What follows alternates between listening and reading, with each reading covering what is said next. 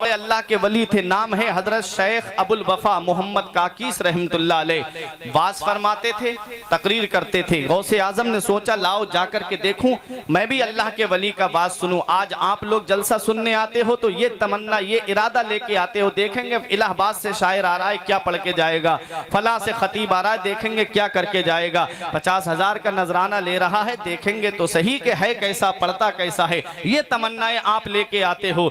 लेकिन गौसे पाक रजी अल्लाह ताला अन्हु ये सोच करके बात सुनने गई कि लाओ देखते हैं कि अल्लाह के वली जो बयान करते हैं हम उस पर कितना अमल करते हैं, कोई नई बात हमें सुनने को मिलेगी, कोई नई चीज हमको सीखने को मिलेगी। ये इरादा करके गए गौसे आजम। बचपन का जमाना था, 15 साल के तकरीबन उम्र है मेरे गौसे आजम की। जब आप गए अल्लाह के वली का बात सुनने, जब गौसे आजम के चेहरे पर नजर पड़ी, अल्लाह के वली ने फरमाया इस बच्चे को बाहर निकाल दिया जाए। गौसे आजम को बाहर निकाल दिया जाता है। इतने आप लोग यहाँ बैठे हुए हो, मैं एक भाई का नाम लेके कहूँ कि इसको बाहर निकाल दिया जाए, फिर आप लोग मुझे नहीं देखोगे, उस निकलने वाले को देखोगे कि कौन है जिसको बाहर निकाला जा रहा है। अल्लाह अकबर। गौसे आजम को निकाला गया, फिर अंदर आ जाते हैं। दूसरी मर्तबा फिर कहा कि अल्लाह के वली ने, मैंने कहा ना इस बच्चे को बाहर निकाल दिया जाए, और गौसे आजम को फिर बाहर कर दिया जाता है। गौसे आजम फिर तीसरी मर्तबा आ जाते हैं, अल्लाह के वली ने फरमाया मेरे पास लेके आओ। लोग उठ उठ करके देख रहे थे ये कौन बच्चा है जिसे निकाला जाता है फिर अंदर आ जाता है,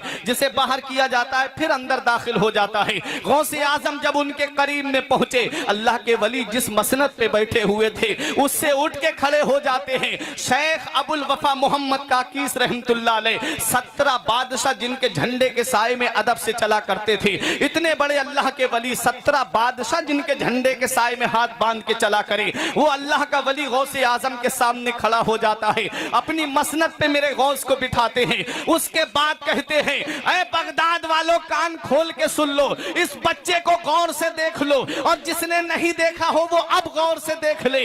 मैंने इसको बाहर इसलिए नहीं निकलवाया था कि मैं इनकी बेइज्जती करूं, अरे मैंने इनको इसलिए बाहर निकलवाया था ताकि तुम में का हर इंसान इसको गौर से देख ले। ये कोई आम हस्ती नहीं है, ये कोई आम शख्सियत नहीं है, अरे यही तो वो अल्लाह का वली है जो बगदाद की जामा मस्जिद से ऐलान करेगा कदमी हाज़िही अला रग़बत कुल्ले वलील्लाह, मेरा ये कदम हर अल्लाह के वली की गर्दन पर है। ए बगदाद वालों, मैं तुम्हें गवाह बना करके आज से इनके कदम को अपनी गर्दन पे ले रहा हूं। बरेली का इमाम पुकार के कहता है सर भला क्या कोई जाने के है कैसा तेरा, सर भला क्या कोई जाने के है कैसा तेरा, औलिया मलते हैं आंखें वो है तलवा। सुभान अल्लाह, जिंदाबाद जिंदाबाद, सुभान अल्लाह। शेख अबुल वफा ने गौसे आजम की तरफ रुख करके कहा ए अब्दुल कादिर, जिस दिन आप बगदाद की जामा मस्जिद से वो ऐलान करो उस दिन इस सफेद दाढ़ी वाले को मत भूलना। बुजुर्ग हो गए थे, दाढ़ी के बाल सफेद पड़ गए थे,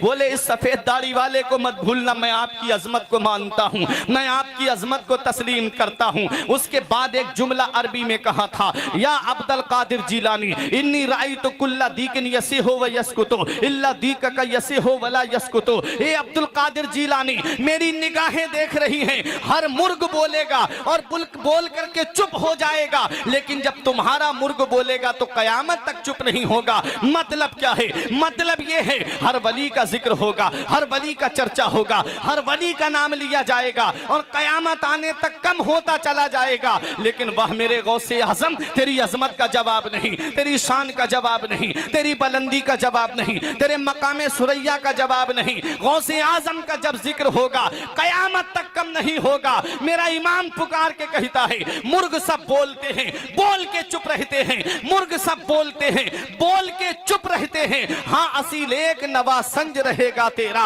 वरा फाना लका जिक्र का है साया तुझ पर, वरा फाना लका जिक्र का है साया तुझ पर। जिक्र ऊंचा है तेरा, बोल है बाला तेरा, जिक्र ऊंचा है तेरा, बोल है बाला तेरा। और शुक्र के जोश में जो है वो तुझे क्या जाने, खिज्र के होश से पूछे कोई रुतबा तेरा। ये गौसे पाक रजी अल्लाह ताला अन्हु की शान है, गौसे पाक रजी अल्लाह ताला अन्हु का मकाम व मर्तबा है। कितनी बड़ी शान गौसे आजम की है। हमारी रातें खत्म हो सकती हैं, उम्रें खत्म हो जाएंगे, लेकिन हम उनकी अजमत को बयान नहीं कर। जलसों के तो हालात बदल गए। आज जलसों को इंसान ने मजाक के तौर पर ले लिया, हंसी मजाक के तौर पर ले लिया। जलसे इसलिए नहीं होते थे कि हंसी मजाक के तौर पर उनको लिया जाए। जलसों का मतलब होता है जब तहजीब की जात बिगड़ जाती है उसे संवारने के लिए जलसे होते हैं। जब मस्जिद का शिकम नमाजियों की गिजा से खाली हो जाता है उसे संवारने के लिए, उसका शिकम भरने के लिए जलसे हुआ करते हैं। जब लोगों के अंदर दीन की तरफ से बेरगबती पैदा हो जाती है तो दीन की तरफ लाने के लिए जलसे हुआ करते हैं। जरा सोचो तो सही।